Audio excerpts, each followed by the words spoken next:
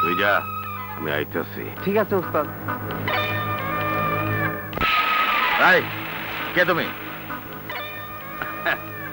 আমি মন্টু।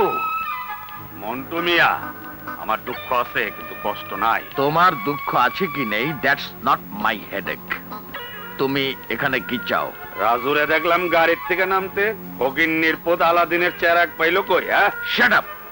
উনি আমাদের ছোট সাহেব। ছোট সাহেব না বড় সাহেব, এটা আমি সামনে গেলে ফাঁস হয়ে যাবো। আমার সাথে এই দাঁড়াও। তুমি এসো আমার সাথে।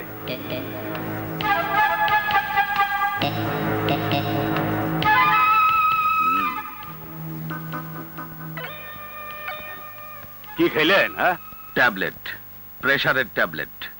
তোমার কথা শুনে প্রেসারটা বেড়ে গেল।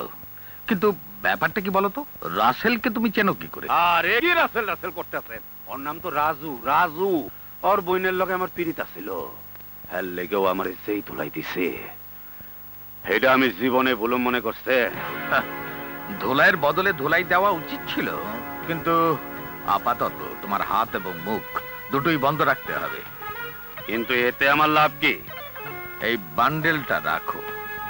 এরপর থেকে প্রতি মাসের 1 তারিখে এরকম একটা বান্ডেল পাবে।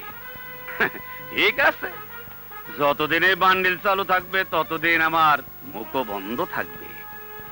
মনে রাখেন, আমার দুঃখ আছে কিন্তু কষ্ট নাই।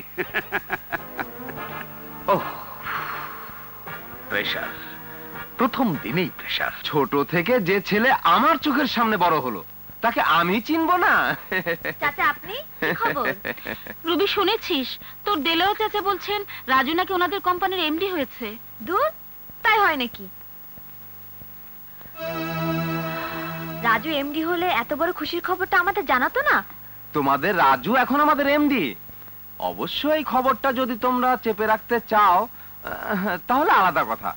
তবে আমার একটা অনুরোধ আছে বুবু, আপনার ছেলেকে বলে আমার একটা প্রমোশনের ব্যবস্থা করে দেবেন।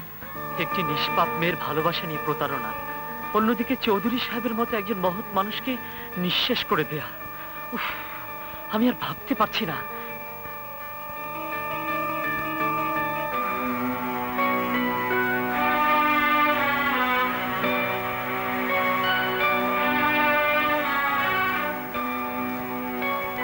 কি করবো আমি?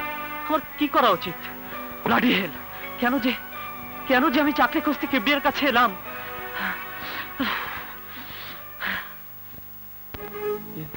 Good morning sir. Thank you.